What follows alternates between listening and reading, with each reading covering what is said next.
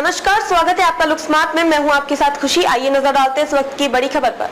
PM Narendra Modi न होते तो सुप्रीम कोर्ट के फैसले के बाद भी नहीं बनता राम मंदिर, राज ठाकरे का दावा।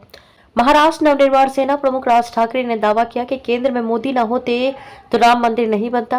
न्यायालय के आदेश के बाद भी राम मंदिर का निर्माण नहीं हो पाता। राज ने अपनी पार्टी के नेताओं और कार्यकर्ताओं से दो टूक शब्दों में कहा कि जो लोग मेरी भूमिका से सहमत नहीं हैं, वे निर्णय लेने के लिए स्वतंत्र हैं। राज ठाकरे ने यह संवाददाताओं से कहा कि मंच से नेताओं की एक सूची तैयार करेगी जिनसे महायुति गठबंधन के नेता चुनावी समन्वय के लिए संपर्क कर सकते हैं।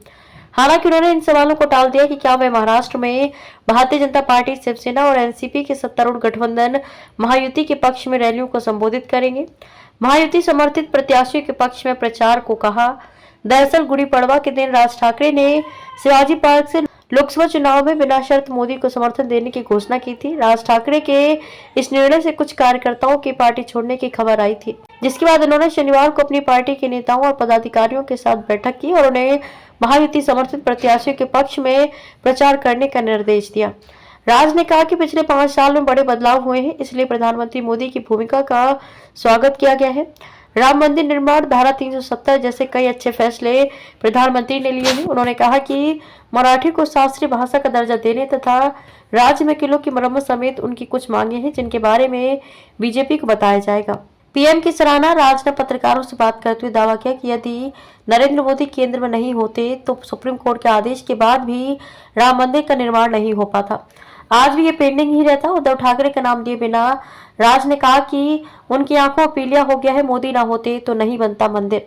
राज ठाकरे ने कहा कि यदि नरेंद्र मोदी केंद्र की सत्ता में नहीं होते तो सुप्रीम कोर्ट के आदेश के बाद भी राम मंदिर का निर्माण नहीं हो पाता।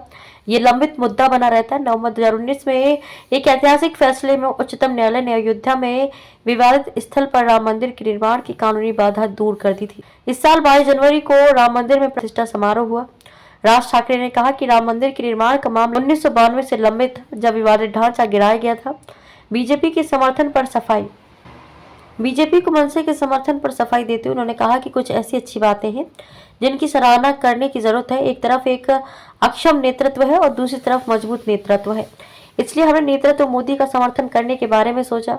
मोदी के प्रति उनके समर्थन में खामियां ढूंढने को लेकर अपने चचेरे भाई उद्धव ठाकरे के नेतृत्व वाली शिवसेना यूबीटी पर पलटवार करते हुए मनसे प्रमुख ने कहा कि उनकी आंखों में पीलिया हो गया है। मराठी को शास्त्रीय भाषा का दर्जा देने की मांग। राज ठाकरे ने कहा कि मराठी को शास्त्रीय भाषा का दर्जा देने तथा राज्य में किलों की मरम्मत समेत महाराष्ट्र को लेकर उनकी कुछ मांगे हैं, जिनके बारे में बीजेपी को बताया जाएगा। उन्होंने कहा कि यह स्पष्ट है कि गुजरात मोदी को प्रिय है क्योंकि वे वहां से आते हैं, लेकिन उन्हें उसी तरह से अन्य राज्यों पर भी ध्यान देना चाहिए। अब तक के लिए बस इतना ही। फिर होगी आपसे मुलाकात ऐसी एक और बड़ी खबर के साथ। तब तक के लिए नमस्कार और देखते रहिए लुक स्मार्ट।